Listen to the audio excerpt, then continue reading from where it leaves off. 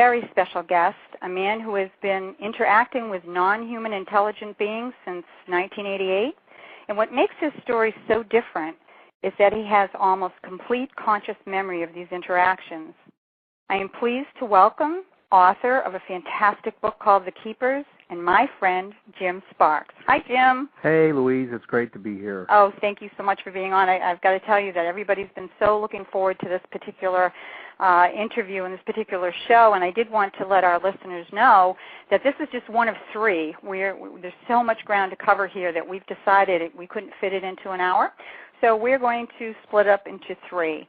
And for those that would like to call in, I'd like to give them the call-in number. The number is 646-200-0635. Jim, for those who are not familiar with the Jim Sparks story, could you kind of summarize the early years from 1988 when you were first abducted to now? Oh, sure. I must say that the first 6 years were traumatic, scary, one might say horror-filled, filled with lots of the not nice things that you hear about when it comes to the abduction scenario. I could just imagine. And then I break it down in three parts because it's almost 20 years. The years approximately 7 through 13, I got to see an actual global agenda, and it started making sense of the first 6 years, which didn't make any sense. And years 13 through 20, I got to see how this thing has evolved and how it's evolved into something pretty fantastic, a shot at the human species to evolve for the first time in its history, a shot at us getting control of the environment, and lots of wondrous things. So whenever I start talking about the Jim Sparks story, I always set the foundation with the first 6-7 years. It's true that I have better than 95% conscious recall. And that's pretty rare, isn't it, Jim? Most people don't. Is that true? That's what the leading edge and cutting edge researchers tell me, and other individuals, that typically abductees have scattered memories, or they have to be brought back with hypnotic regression. Right. Never a hypnotic regression with me, but however, Louise, I feel that hypnotic regression is an excellent tool in the hands of the right people. Have you ever been regressed, Jim, or you just didn't bother because you have such great memory of it? Well, the closest thing to it was Bud Hopkins. I think everybody knows who he is. Sure. And I was privileged, it was several years ago, to spend a weekend at his Cape Cod home. It was kind of a retreat place for him to write. And when it came to my recall, he said, he started hypnotic regression in a sense when I was like 3 years old, but he concluded as we started to go that let's not go there. He says, of all the abductees I've ever interviewed and talked to and spent time with and categorized and so on and so forth, he says, according to Bud, that your memory is as if you're having a full-length conversation with someone for 30 minutes, and then 30 minutes later, someone asking you what went on without missing a beat. So it's right there. It's there. So, but to answer your question, the original question about how it all started prior to 1988, as far as I was concerned, none of this stuff was possible. I had no interest in the subject. I thought I had a passing interest, like anybody else would, mainstream speaking, that perhaps there were UFOs. That's about it. I believe that there were billions of stars out there and perhaps even trillions of more planets that could possibly rotate around them. Now it's proven that there are solar systems outside of ours.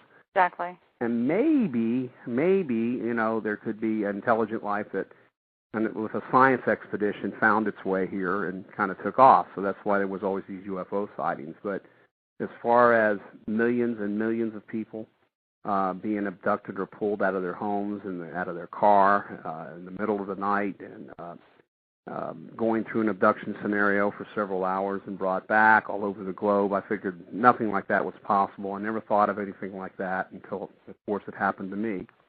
And when it did, it happened to me out of nowhere. So there was never a history of it. I was, at the time, I ran 2 businesses. It was 1988. I was married.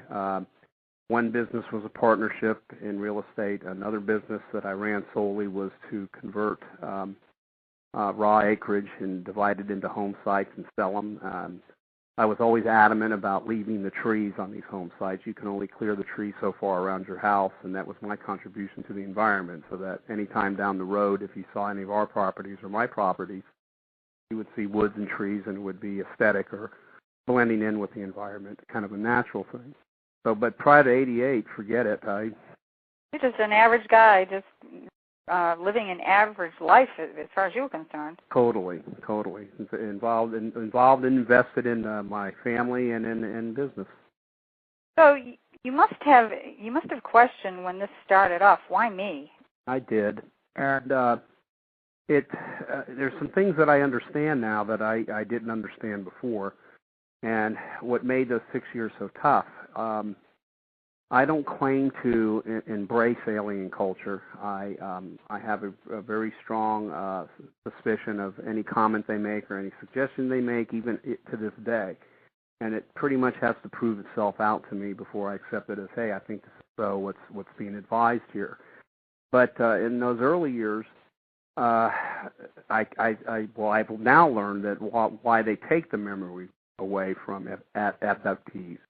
The species that I have been interacting with, and it was by no choice of mine in those early years, are commonly referred to as greys. But they're a lot like us in some ways, and in other ways, they're just extremely not like us.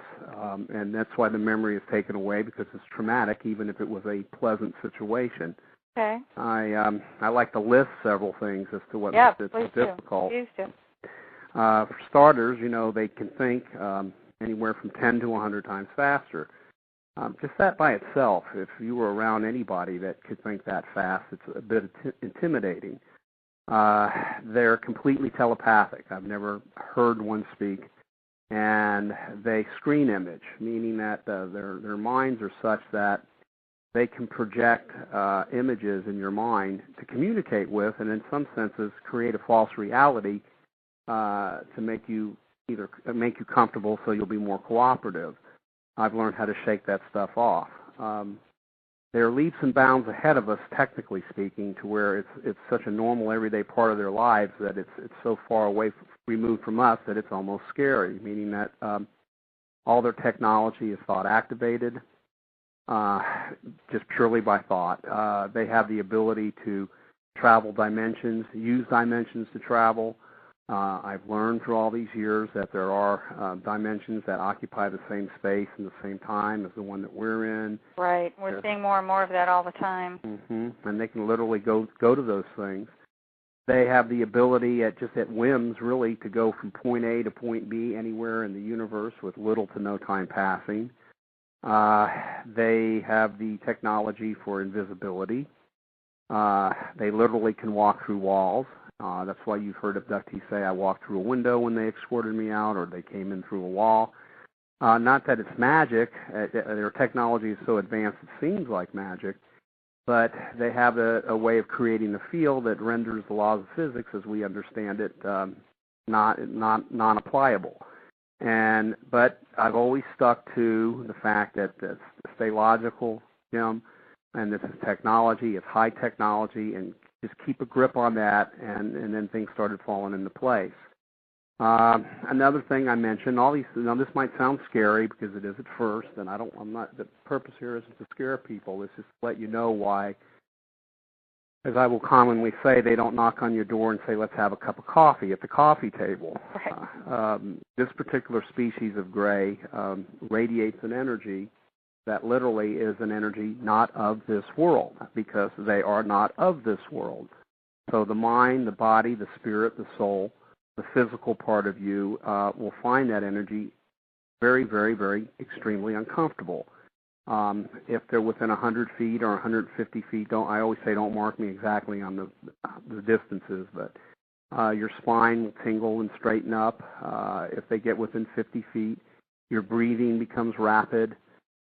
When they get within 20 feet, all the, chemicals in your mind dump into your system, meaning fear, adrenaline, hate, love, what functions, keeps your body functioning in a normal mode, just all of a sudden dumps into your system, and then you become paralyzed. So this is their energy then, Jim, you're talking about that you're interacting with, or are they doing something to you? Is this just by their mere presence these things happen, or do you think they're deliberately doing this to render you unable to do other things? Well, this is a good question, and I've been asked this question, and I've surmised two things. For starters, it's not on purpose to hurt you.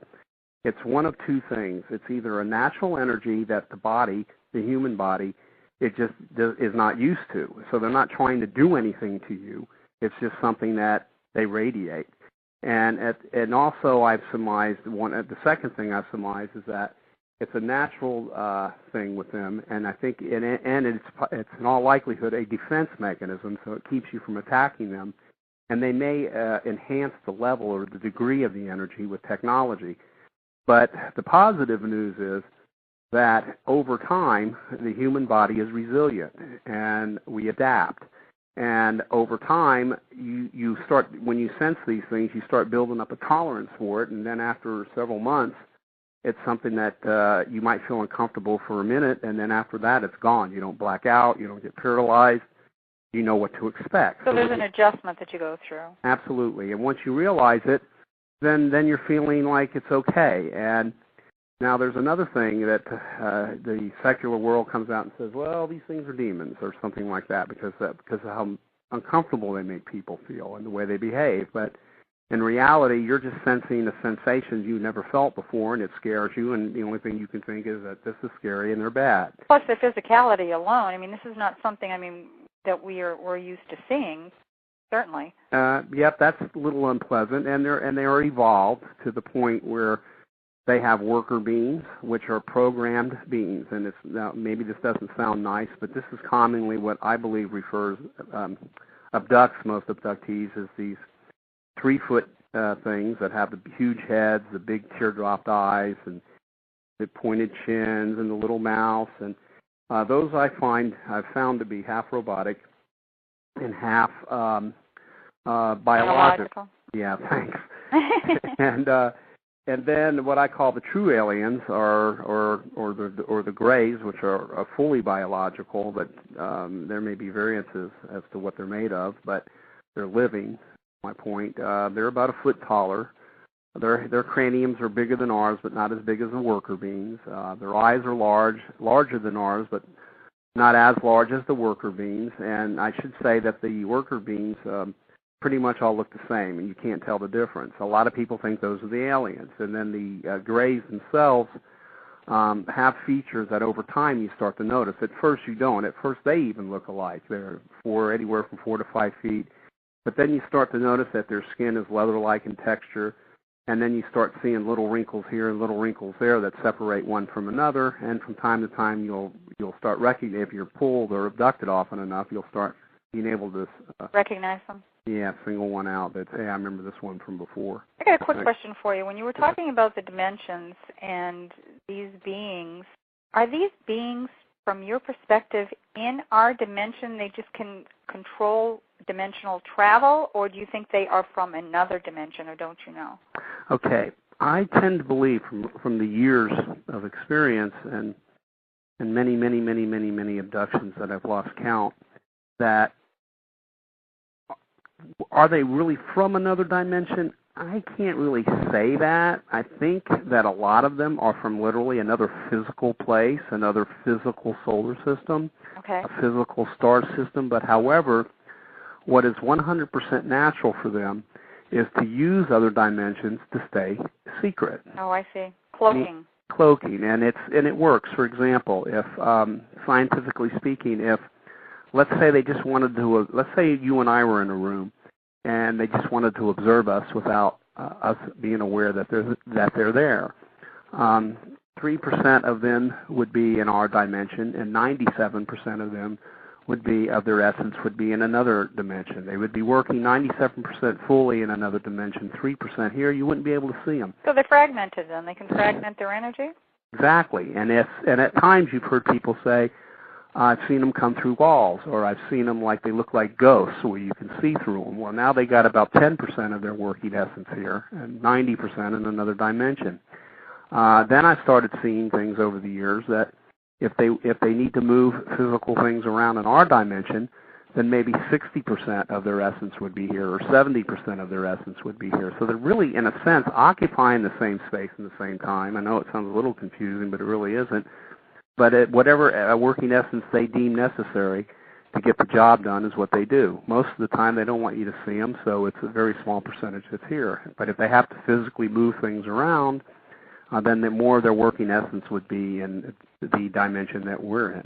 Did you tell people right away, Jim, when this started happening to you, or did you keep it to yourself? Because I know there are a lot of people out there that may have had some abductions or some experiences, and they're probably keeping their mouths shut, although today I think people are speaking a little bit more about that. How did that affect you? Well, I'm so glad to see the way things are today, because there's a support system out there.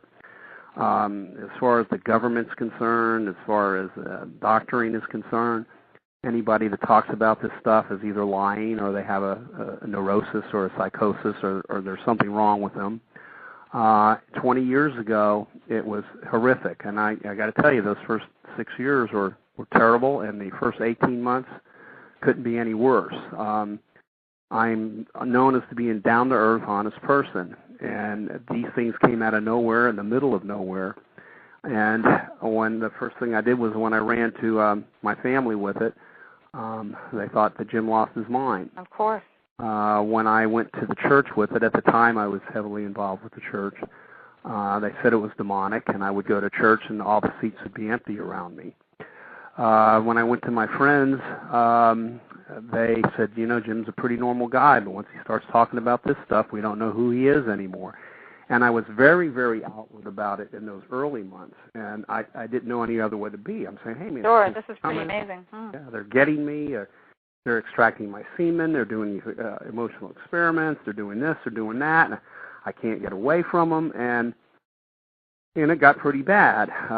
There's a price that was paid here, there's no doubt. I used to think it was a curse. Now I know in a sense it's a blessing, but I tried to get away. I tried to find ways to get away. I would drive for miles and miles and miles. I would get abducted. I would go into major cities and rent out hotel rooms, motel rooms, high-rise hotel rooms in the middle of them, thinking they couldn't get to me, and they would get to me. I would get in my car and I would drive from state to state to state to try and get away from these guys when I got abducted. It even got to the point where I abandoned my home and I moved to Florida, and it didn't make any difference. So finally one morning I woke up and said, hey, Jim, there's nothing you can do. They come a godzillion miles. You think you're going to travel a few hundred or 1,000 miles and get away? Exactly. Do you think they had an implant in you, Jim, or they just could find you? A lot of people ask me that. And here's how I see it. I'm certain that there's probably more than one in me. And if in those early years I understood what implants were, I understood what abductions were because it was all new to me, sure, I may have gone through the trouble to see if one could be found. But these days and this time, I'm not complaining. If there is, I don't want to know where it is, and I don't want to remove it. Doesn't matter. Okay. I've gotten a lot of knowledge from all of this, so I don't let that part bother me. I know in your book you wrote about having scars on your hands. Where were they from? And couldn't they be shown as evidence of your abduction to those people that didn't believe you, that were questioning your sanity at that time? Well, it was always common, again, in those early years, I didn't come across very well. I mean, you're now hearing the calm Jim Sparks, who himself has evolved through all of this. Sure. Because I have a greater understanding of what they are. And I know that the average person would just simply, I guess the best terms would freak out, okay, because of the list that I just, gave you. But, however, I came back with bruises, bumps, marks. Even though during the course of those first 6 years, I was always in one place when they pulled me. I sat on a bench. There was a table in front of me. I called it a screen table because it had a screen on it. In the same room, in front of that screen was a wall, and it had a wall screen on it. The light in the room emanated from nowhere, but yet everywhere at the same time. The air would, when I first would get, and I would be almost 100% paralyzed. The only thing that could move was my head up and down, and my right forearm, or my right wrist and hand leaned up against, and forearm leaned up against the table, and I could move my right forefinger. wherever I would move my right forefinger on that table, the same lines would appear on the table screen, and the same lines would appear on that wall. As it turned out, that table screen was a artificial mind. It could track me. It could keep up with me. It was a teaching machine, and it was a whole host of things, and I wrote about that in detail in that book, The Keepers. But I would get marked up from time to time. I would get cuts from time to time, but what made it odd, and later I helped people with it because it inevitably went to mass abductions, where I participated in helping in that several years down the road. But the point I'm making is whenever I'd get a cut or a bruise or a mark, which would be fresh on my body, it was mysteriously, it never went away fully, but it would be almost as if 5 days or 6 days went by and it was almost completely healed, even though you could see maybe the scab or something. So, you know what they were from, though, Jim? That's my point. To say that you had them is one thing. Do you have any recollection about what caused them? Well, there was flailing, or were you fighting them, or what was going on there? Well, there's one incident that I can clearly tell you how I got several cuts on the back of my hands, a lot, maybe altogether a half dozen on each hand, a dozen or more, as if like little razor blade cuts. But there was an incident where I had gotten pulled, and I was in a above ground hangar. It was the desert, and by the way, in a lot of these abductions, there are humans involved, military personnel. Is that what they call MILAB, M-I-L-A-B? It might be, because, they didn't say, hi, we're that, but what I could see was uniforms and everything. They're military laboratories? Yes, and clearly officer uniforms, ET's working with them, side by side. They never hid themselves from me. And so I wouldn't say it was any particular branch, so it would be Black Op. I fondly jokingly call them the BBB, the Black Budget Boys. There's men and there's women, there's both, and they are in uniform, and some of them are in what would look like to be private fatigues uniform, others look like they're in officer's uniform. You can't directly say, hey, this is the Navy, or this is the Marines, or this is the Air Force. You can see it's a separate service, so to speak, of its own, but clearly the majority of these experiences were American people. I did see Asian on occasion. I did see Central and South American on occasion. I definitely saw all races, whether it be black, whether it be Asian, whether it be Caucasian. So there's a mixture of that, but primarily in my experiences, they were Americans, and they clearly talked English, and they never hid their faces. Well, I now know there's an agenda, and that's something we can get into the show. But going back to the cuts, I was in a situation in this hangar, and they were experimenting with they had people in these canisters, and the top of the canister was like a chrome, and it was maybe 9 feet high. There was a chrome part to the bottom, but instead of glass or a glass circle holding up, like a jar holding these two parts up in place, it was like an invisible energy, and there was a woman in one of them. Was she alive? Were these people alive? Or were Yes. Okay. And I had just gotten pulled, meaning that I was laying on a gurney, and I wasn't paralyzed fully. I was groggy, and when I sat up, I looked, and within the perimeter of this above ground, I call it a hangar. Clearly it was a hangar. There were military guards. Their backs were up against the inside of what looked like a aluminum or steel walls. They were approximately 10, 15 or so feet apart. They had sidearms. They wore military security type clothes, and they completely covered within the perimeter of the hangar. There was a platform. I was laying on a gurney in the middle of this thing. It was sparsely, there was hardly anything in it but what they were working on. I could hear screaming engines of jet fighters scrambling all around us, above us, landing in a runway, taking off. So whatever was there was a gray there. There was personnel there, and they were experimenting with something, and they had real tight security, even with jets just scrambling, screaming engines of jets all outside this hangar. So this visitor that was obviously there was probably maybe there just momentarily or for a half hour or whatever to help them with whatever this technology was. I guess it to be some sort of teleportation.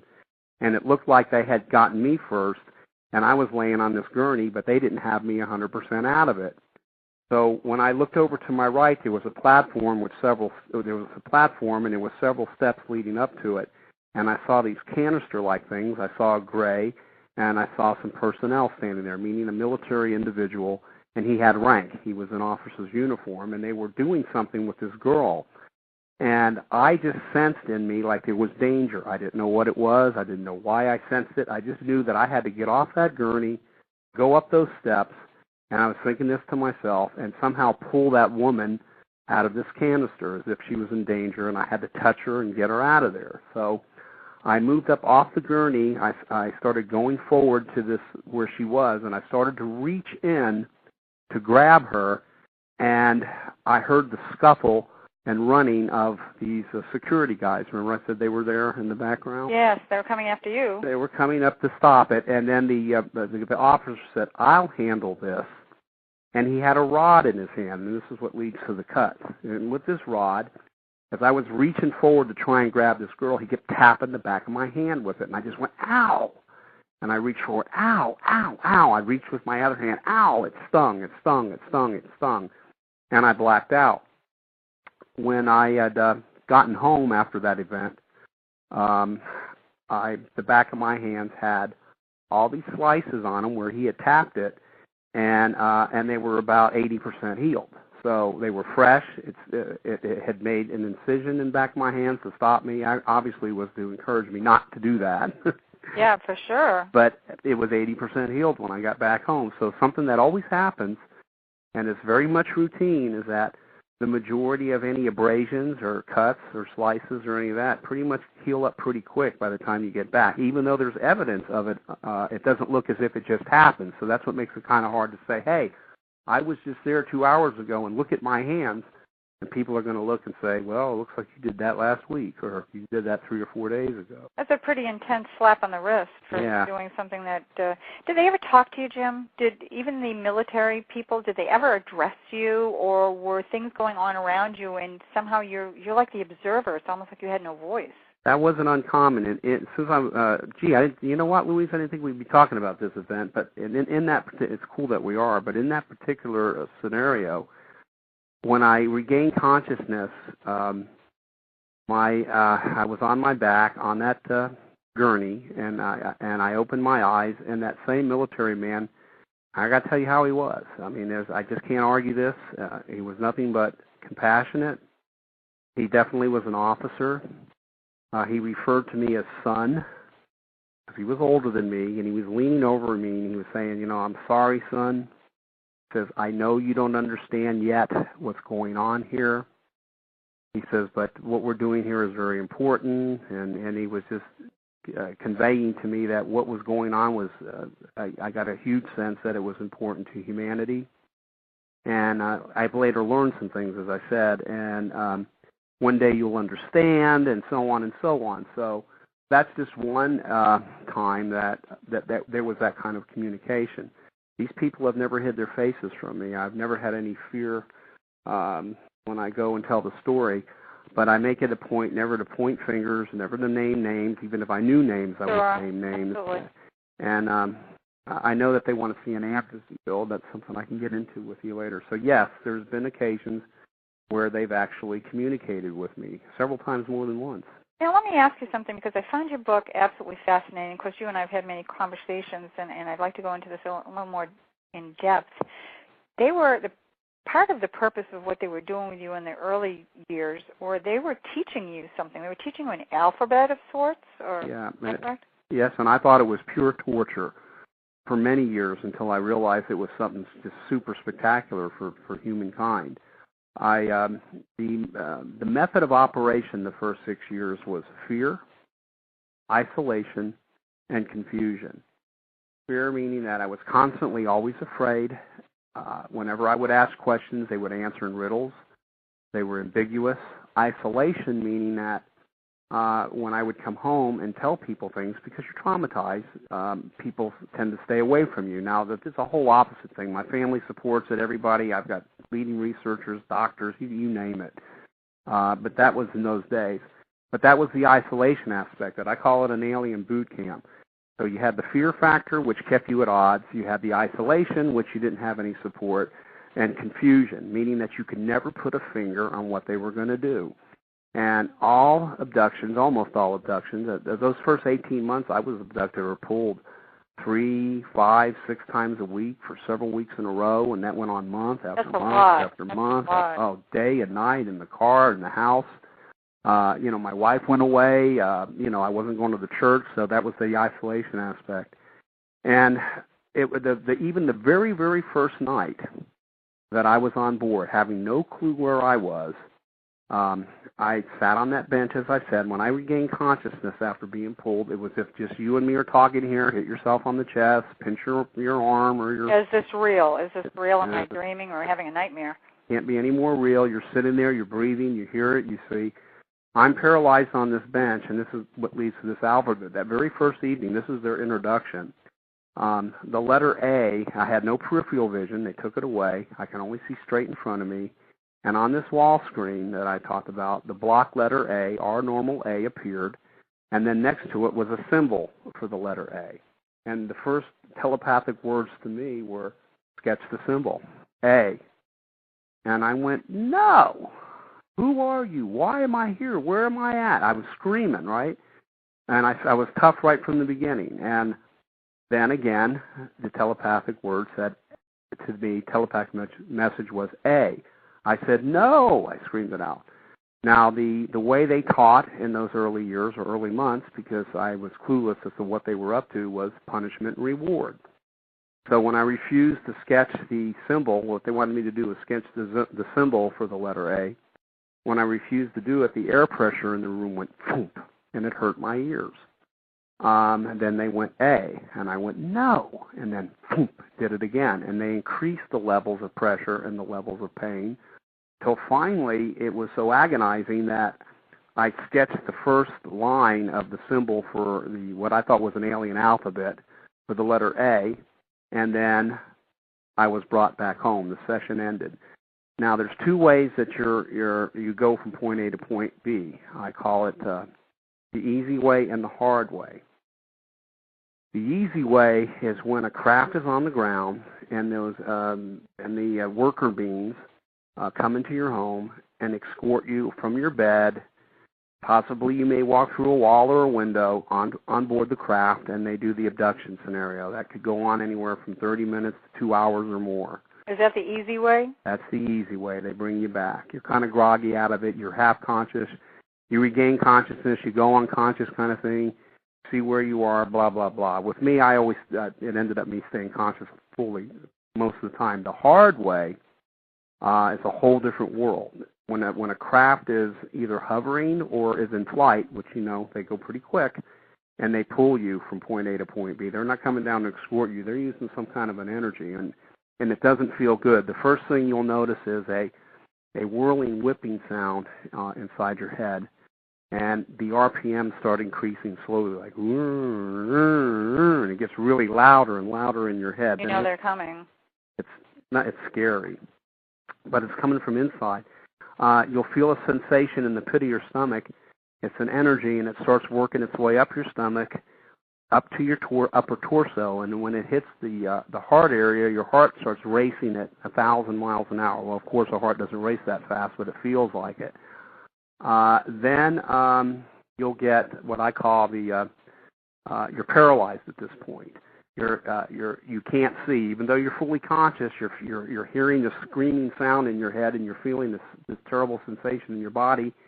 And then there's what I call the acceleration. It's like a thump, and then you feel like you're going. It's like you're going down a roller coaster, only 100 times faster, and you never get the sense that you're going up. It feels like you're being pulled down. And then are you seeing any? Excuse me for interrupting. Are you seeing anything? Is there anything visual that you're seeing, or what's going on with your eyesight at this point? It's gone. Your eyes are closed. You can't open them. Oh, I see. Okay. And then you're screaming inside your head, "I don't want to die! I don't want to die! I don't want to die!" And boom, you black out. I see. And then when you regain consciousness, you're at point B. Now, hey, this is scary, okay? For sure. Now, here's the same thing. I like to give this example. If you never were, let's say you were a person walking down the street, and I'm just going to make something up. It's going to sound silly. Let's say NASA decided to take a civilian and put them in the what do you call it? The that we send off there and comes back. I get silly for words. Not quite sure where you're going. Our spaceship, the NASA. Like the shuttle. Thank you. I wasn't sure where you were going. Yeah, well, I'm talking about. Heaven forbid we remember our own terminology. We're too alien here. Go ahead. Oh, I do that. I'm talking about a Volkswagen. Yeah, no, I'm talking about the shuttle, or maybe it's an Apollo mission, and Sure, I gotcha. The G-forces that happen to you when they lift off. I understand. And if they would have blacked you out and all of a sudden stick you in a seat and your eyes were closed and you knew nothing that was going on and you felt those sensations, you probably would feel like you were going to die, not knowing. And so basically when you're pulled from point A to point B, I'm not saying so much it's G-forces, it's whatever energy they use or technology torques your body pretty hard. But once you get accustomed to it, then it's not so scary anymore. I wonder, too, from the way you're almost describing it, when you were back into that military installation or whatever it was, perhaps it's almost on a molecular level, a cellular level. Remember what they did back in the Philadelphia experiment back there with the ships and everything, was breaking them down and having them relocate and cloaking and everything. Maybe molecularly and cellularly you're being broken down, to be transported. Well, that's pretty good. I think there is something to what you just said, Louise, because what it sounds like, Yeah, because they're pulling you from point A to point B. You're changing from your third-dimensional structure and cellular structure to be able to go through walls and everything. Let's face it, unless you're walking into another dimension, you're still having to change. We think we're pretty solid, but obviously not if you're able to do those things. But go ahead, Jim. Well, sure. And I think there's a lot to it, and so that was the very first night I was there. Then not too long afterwards, in that very same day, I was pulled again. I found myself in the same place with the same stupid block letter A, and it's a punishment and reward. So if you resist, you were punished, and if you cooperated, there was a reward system. The reward system basically was you got to go home. Hey, they didn't say, hi, would you like to do this? So we're Grace from so-and-so. We want to teach you something. Here's an alien alphabet. I was clueless, and again, that's the way they were in those first, especially in those first 18 months. And I hated them. I loathed them. If I was not paralyzed, I loathed them during the whole thing. I did everything I could to mess them up. They would extract semen from me. They would do emotional experiments from me. They wouldn't answer my questions, and if they did answer questions, they answered in riddles, and I just had this horrific, strong focus of just rage and hate for these guys. And I think that played a big part in those early years for me to maintain a memory of it. I said, this is technology. You guys aren't the devil. You guys aren't anything other than non-human intelligent beings with high technology. I don't know what you're up to, but boy, if I was free, I'd squeeze your fat heads off your skin. You have a very strong spirit, and I think that's probably why you maybe were chosen and able to get through it the way you got through it. Because, I find it interesting, and I remember wanting to ask you this as I read your book. Because they were teaching you what you're classifying this alien alphabet, the weird thing is that they were already communicating with you telepathically, so why the alphabet? Okay, and that's a really good question. And I'll never forget how many weeks it took for me to cooperate enough for me to do the letter A. And things were based on a punishment reward session. I would not take the rewards because I felt like I was being bribed. The rewards would have been I would be able to ask a question and get a straight answer. Some of the reward sessions would involve me playing with the thought-activated gizmos, but I was a meanie. I wanted to know why I was there, and they would never answer that for a long time. Inevitably, they did. And it took weeks just for me to get through this stupid letter A. And then all of a sudden, the letter B appears. I weep, and I said, oh, my God, don't tell me we're going to do the whole alphabet. Meaning like our alphabet, we've got 26 letters. Yeah. Going, oh, no, I'm only on A. And it was, Louise, except that there wasn't Q's, and there wasn't no Q's, and there wasn't no Z's. And, okay, what was the reason for it? You're absolutely right, because they're communicating telepathically. Why do we need an alphabet? Exactly. Okay, here's what they started doing with it. Now, these months started leading into the first year, and the first year led into the first year and a half. And now I'm cooperating a lot more. I'm taking advantage of some of the rewards. I'm not telling any human being. I didn't talk to any person after those first few months of me trying to explain to people. I just kept it to myself. There was no support system. There was no nothing. I realized there was nothing I could do. I kept it to myself those first 6, 7 years after those first few months of people not even beginning to know what was going on with me or understand. And as we went through this alphabet, in order for me to ask them a question and get a direct answer, say they were using a system here, and I started to catch on to it, they would have me piece these symbols together. Remember, my right forefinger could move across that table? Right. And so the lines would appear either on the table or on that wall to ask a question. So I could, start pulling letters, and I would memorize the symbols, and I started putting the symbols together, and they would want me to lean more on communicating with them symbolically. That way. Okay. Yes, right, and that's what that was about. Now, here's what started turning the whole thing around. Now, you got to remember, year 1 led into year 2. I went through the alphabet. I still didn't know what the purpose of this stupid thing was, but I got the thing down by heart. And then they started on numbers, and I went, oh, God, no, not numbers. No, okay, 1, 2, right, yeah. Their number system was based on 6. One session, and it was remarkable. It was the beginning of the turnaround. So for me becoming a more of a cooperator instead of just doing anything I could to mess them up. Any experiment I could mess up, I would. Anything they wanted me to do, I did the opposite. Anything they said to say, I would say the reverse. Anytime I can scream, yell, and cuss and make a ruckus, I scream, yell until I paralyzed my vocal cords. So I was pretty nasty. But, excuse me. However, on one particular session, this alphabet thing just blew me away because it turned into something I just didn't expect. On that wall screen on one abduction, approximately 40 pages of text, 40 to 50, something like that, pages of block lettering text came up one at a time, and it was a story about a friend of mine, and his name was Jerry. Oh, so you could read it. This was English text, is what you're saying. Yes. The way when I could read it, okay. Anybody could read it. And I never seen them put a page of text on this screen. And it was about this friend Jerry, where he was born. I mean, it was just it went into meticulous detail where he was born, what city, where his parents were raised, where their home was located, what he did when he was a toddler, and where he went to kindergarten. And I was reading page after page after page. And the reason I kept up with it is because what are they doing? What's the point of it? Right. Yeah, screwy guys doing here. And then it got to the point towards the end of those pages where it went up to the current time. And then it kept reading right into the future. It did not go into his death, but it kept going to several years into the future.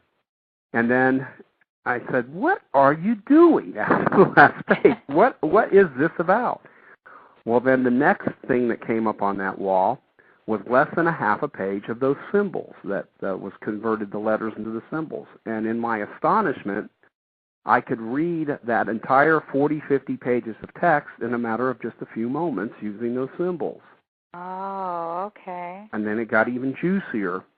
Then they came in with something the size of a 50-cent coin piece. And on that 50-cent coin piece was a shorthand version of these symbols. And they could flash that coin in front of you. It wasn't really a coin, but it was a circle thing that had them in. It was the size of a 50-cent piece, and I used coin. And the whole story within a second, as soon as you look at it, you got the whole picture. Right there on that small surface. Right in one spot. And this is something the human mind can do.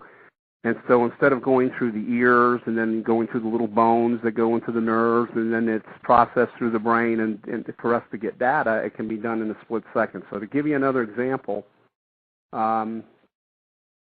if I like to use this, Louise, name a movie that's popular these days. Just any today. Doesn't matter what it is. Gosh, you're asking a non-moviegoer. Geez. How about Gone with the Wind? Oh, okay, you're going back. All right, Gone with the Wind. Let's take it. I don't know the current ones either. You caught me there. But Gone with the Wind, as soon as you say Gone with the Wind, I'm sure all your listeners, all of a sudden that movie flashes in your mind. You see You see the whole movie with Clark Gable, everything that went. So your mind is capable of, within a second, seeing that whole movie and even the emotions. Correct. Now, what they could do is they could take a movie you've never seen. So I'll make one up. Like I like to use Independence Day. Okay. Okay. Well, people probably have seen it. Again, if you've never seen that movie and they flash it, once you understand this conversion and they flash it in front of your face, bam, you're going to get the whole movie, even though it's a 2-hour movie, everything about it. So it's like a block of thought. It's not like having to go through the whole thing. It's like a block of thought. Exactly, and comprehend it all. So now I started seeing things here. It started coming to me like, man, now I can see why these guys were doing this. This is phenomenal. It houses the, and I wrote it all down in detail. They wouldn't let me write for over 6 years. I wasn't allowed to write a symbol at home. I would get punished. I mean, I was like a baby boy. They treated me like a kid in those first 6 years, meaning that if I wrote a symbol down at home and the next time they abducted me, it was punishment. You know what the punishment would be from time to time? I would find myself sitting in front of that table, paralyzed, and they would ignore me for hours. Really? You're not supposed to write this down. So it's another deprivation. Yeah, you know better, okay? And then, of course, I was stubborn, and I went through I'd write a page of something, and then I would get pulled 2, 3, 4 times, and for hours they would ignore me in each section. So I finally said, all right, they don't want me to write this stuff down. But after the 6 years, they said, go ahead and write. And that's when I started the manuscript, for the keepers. Well, now let's talk about that for a second here. Before I ask you about why did you title it The Keepers, I have to tell you that I noticed on the back of your back cover, you have a strip that actually has some symbols on it. Is that, I'm sure, was deliberately put there. What is that representing? They're authentic symbols. What I like to do... Does it mean anything, or is it just representation of the kinds of things that they were showing? They're representation, but each one does mean anything. Like I don't like to do this as a habit, but for fun, what I'll do from time to time, like I'll take a sentence and then I'll just rewrite it in that. Well, that's what I was wondering. So I wrote, was a message there. I probably wrote "I love you" or "Hi, I'm nice" or something like that, and I wrote several of those things like "Hi, how are you?" and things, nice things, and then the publisher, when they did the graphics for the cover and they were going through my work, they said, oh, this would be nice to put. They wanted to take that. Yeah, so that's authentic stuff. Let's talk about the book. How did you name it? Why did you name it The Keepers? What does that imply? Well, there was two things there was the thing that led to The Keepers was something that took place that, again, this was probably around year 7, when things, I wasn't paralyzed anymore when I was pulled. I got to walk around. This whole world changed, but I'll lead into that. But there was a time when I was driving. I was in my car. I had a pickup truck. I had a little Toyota pickup at the time, and I had my 2 lovely dogs in the bed of the truck. And I was in Florida, and I was driving from Naples to Fort Myers Beach. And I'm careening down the highway just like a normal day, and I see a craft. But what was extremely unusual about the craft was half of it was sticking up, half of it was in the ground, and the other half of it was above ground, and it was going across the street, going right through the earth, as if the earth wasn't there. So here I am in my vehicle, and I just put my foot on the brakes, and went, oh my God, what's this? What's this one about? And it took up off into the air. It was a diamond-shaped craft. It got up to about a 45-degree angle to my right as I was in there, and it was just hovering. And the telepathic words were, the keepers, and I'll never forget the term, the sentence, the keepers are here to take their people home to a better place. The keepers. They referred to themselves as the keepers. And then they projected in my brain, as I sat there in that vehicle, I could see the inside of this craft. It was an automated craft. What it was doing was it was identifying itself. And for those who could see, whether it be the military, whether it be other non-human intelligent beings, or whether it be abductees who saw this, it identified what it was. Again, things were starting to progress with me. Things were starting to evolve. What it projected in my mind, not only did it identify itself and to what it was doing, so that whoever could see it or recognize it wouldn't shoot it down and know it was benign, it had inside of it, which it projected, hundreds of plants. It had ova and semen from every animal you can imagine. It was Judy-pegged with every form of life, and what it was doing, it was a collector ship, and it was collecting different life forms on Earth, and it referred to itself as the Keepers. Yeah, that makes sense. Yeah. That makes sense. So that's why I named the book The Keepers. Jim, we have some time left. We've got about probably a little under 10 minutes. I wanted to just jump a little bit to some other things because clearly this is, as you and I had discussed, this is why we're going to do 3 segments instead of 1. We are just touching a little bit of what happened in those first years. Mm-hmm. But I do want to move just a little bit and tell our listeners what's coming up for you very shortly, what speaking engagements you have. Also, I want to promote your book and tell them how they can get a copy of The Keepers, which I highly recommend. I've read it twice. And oh, cool. Yeah. So you would think I would know all this. But so if someone wanted to get a copy of The Keepers, how do they go about that? Well, we did something special for your show. I asked my webmaster to do it. If you go on to jim-sparks.com or jim-sparks.com, whatever you're more comfortable with, the hyphen or the dash. I tried to get jimsparks.com, and that was taken. But anyway, jim-hyphen. We put together a button for listeners of your show, and you can pick up a copy of the book, The Keepers. And we also have a DVD. It's, well, why would I say we? A DVD was produced in a format of a documentary called The Visitor Phenomena, and they can enjoy that. And as the shows go on with us, I should tell you that we are forming a foundation called Your Earth. And I know the folks don't know what I mean by Your Earth relative to the things you and I have just been sharing with your audience. Yes. But as the show goes on, I'm going to show how this evolved into something where humanity can really evolve, and it has everything to do with what's going on today with this UFO phenomena.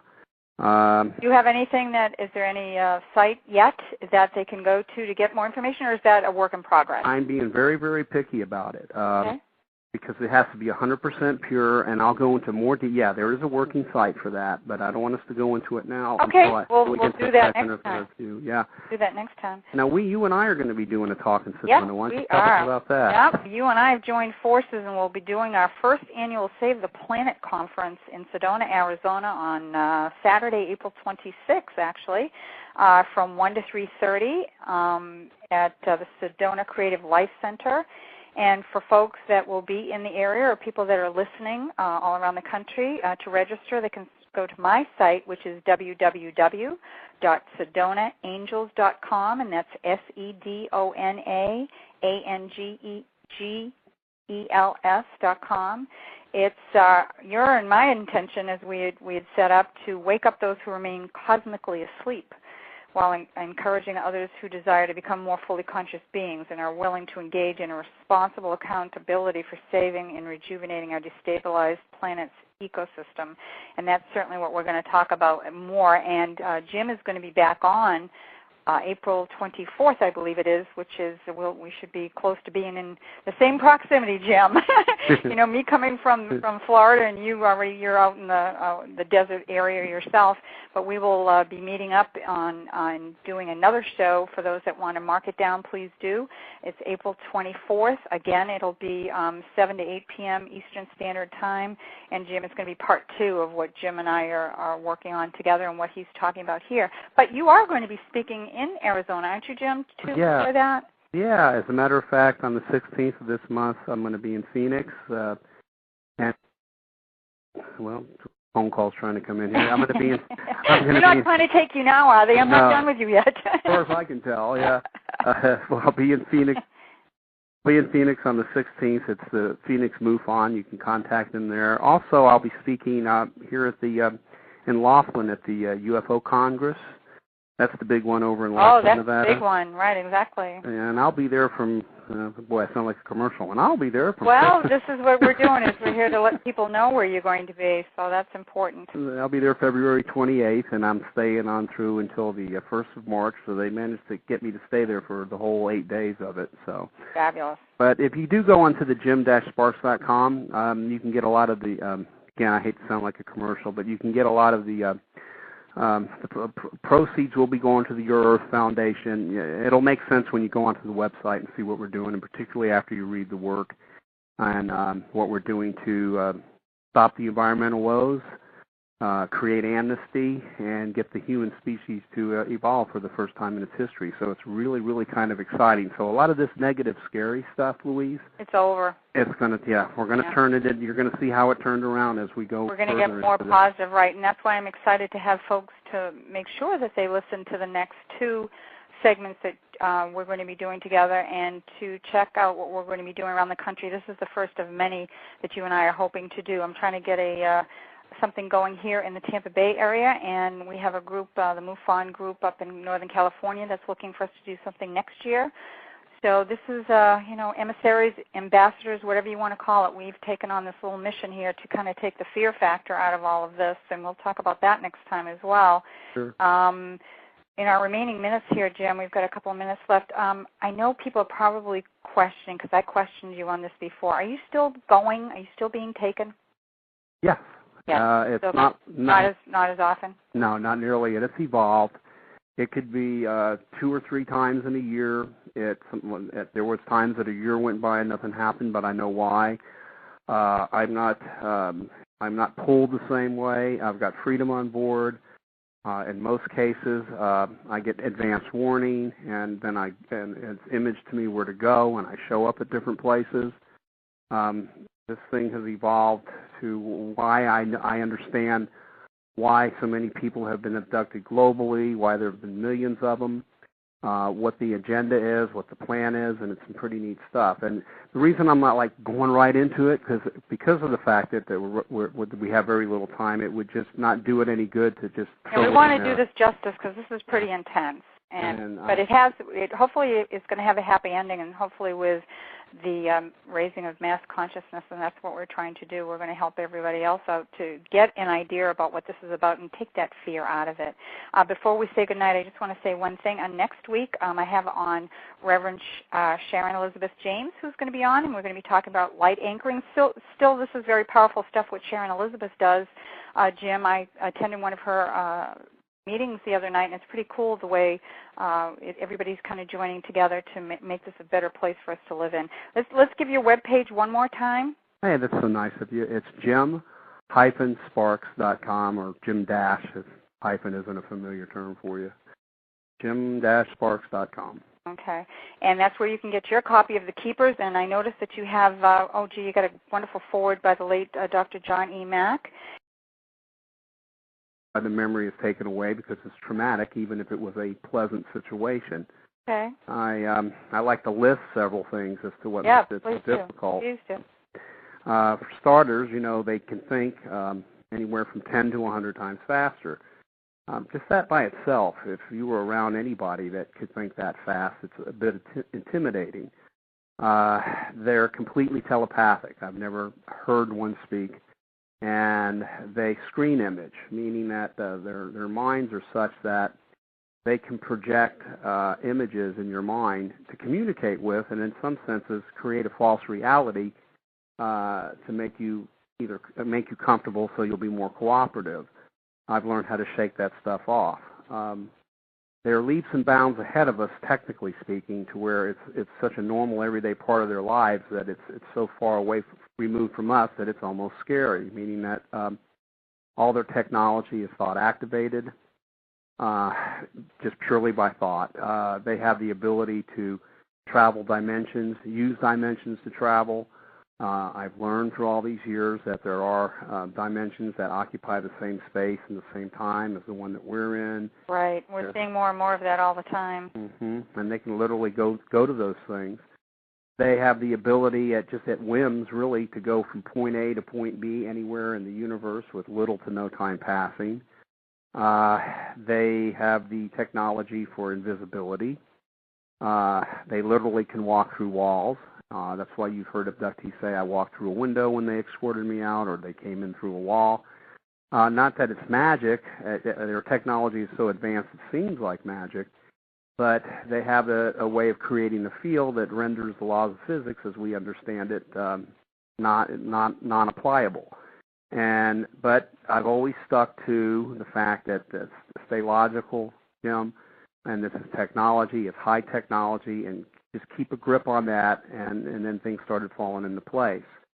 Another thing I mentioned, all these. Now this might sound scary because it is at first, and I'm not. The purpose here isn't to scare people. It's just to let you know why.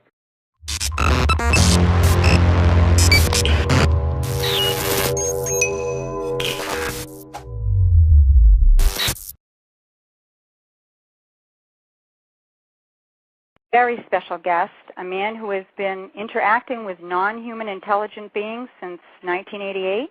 And what makes his story so different is that he has almost complete conscious memory of these interactions. I am pleased to welcome author of a fantastic book called The Keepers, and my friend, Jim Sparks. Hi, Jim. Hey, Louise. It's great to be here. Oh, thank you so much for being on. I've got to tell you that everybody's been so looking forward to this particular interview and this particular show, and I did want to let our listeners know that this is just one of three. There's so much ground to cover here that we've decided we couldn't fit it into an hour. So we're going to split up into three. And for those that would like to call in, I'd like to give them the call-in number. The number is 646-200-0635. Jim, for those who are not familiar with the Jim Sparks story, could you kind of summarize the early years from 1988 when you were first abducted to now? Oh, sure. I must say that the first 6 years were traumatic, scary, one might say horror-filled, filled with lots of the not nice things that you hear about when it comes to the abduction scenario. I could just imagine. And then I break it down in three parts because it's almost 20 years. The years approximately 7 through 13, I got to see an actual global agenda, and it started making sense of the first 6 years, which didn't make any sense.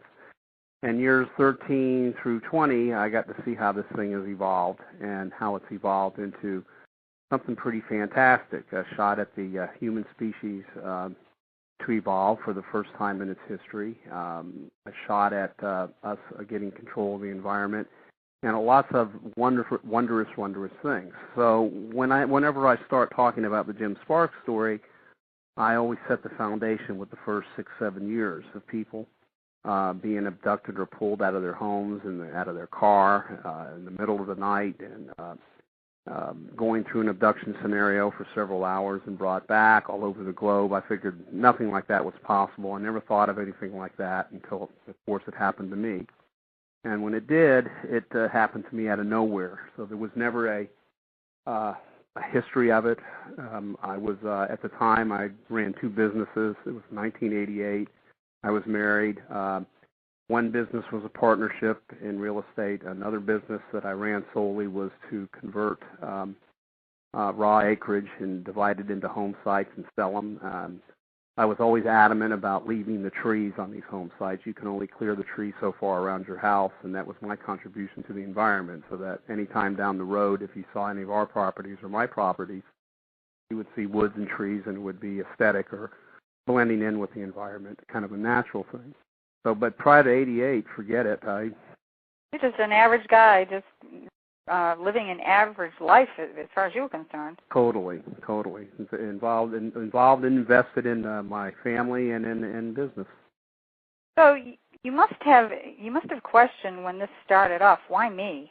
I did, and there's some things that I understand now that I didn't understand before.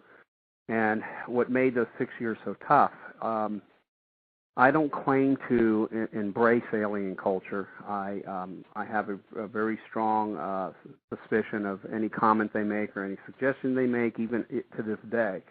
And it pretty much has to prove itself out to me before I accept it as, hey, I think this is so, what's being advised here. But in those early years, I've now learned that why they take the memory away from abductees. The species that I have been interacting with, and it was by no choice of mine in those early years, are commonly referred to as greys. But they're a lot like us in some ways, and then in other ways, They're just extremely not like us. And that's what it's true that I have better than 95% conscious recall. And that's pretty rare, isn't it, Jim? Most people don't. Is that true? That's what the leading edge and cutting edge researchers tell me, and other individuals, that typically abductees have scattered memories, or they have to be brought back with hypnotic regression. Right, right. Never a hypnotic regression with me, but however, Louise, I feel that hypnotic regression is an excellent tool in the hands of the right people. Have you ever been regressed, Jim, or you just didn't bother because you have such great memory of it? Well, the closest thing to it was Bud Hopkins. I think everybody knows who he is. Sure. And I was privileged, it was several years ago, to spend a weekend at his Cape Cod home, kind of a retreat place for him to write. And when it came to my recall, he said, he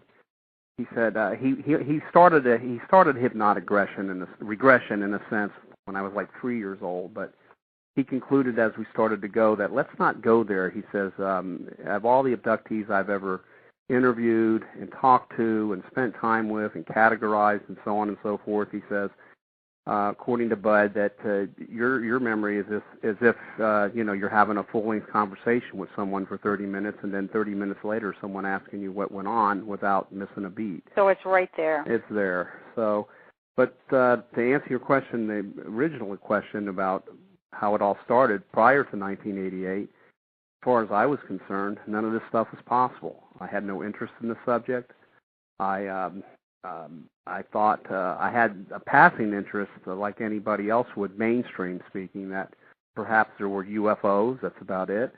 I believe that there were billions of stars out there and perhaps even trillions of more planets that could possibly rotate around them. Now it's proven that there are solar systems outside of ours. Exactly. And maybe, there could be intelligent life that, and with a science expedition, found its way here and kind of took off. So that's why there was always these UFO sightings. But as far as millions and millions, as I will commonly say, they don't knock on your door and say, let's have a cup of coffee at the coffee table. Right. This particular species of gray radiates an energy that literally is an energy not of this world, because they are not of this world.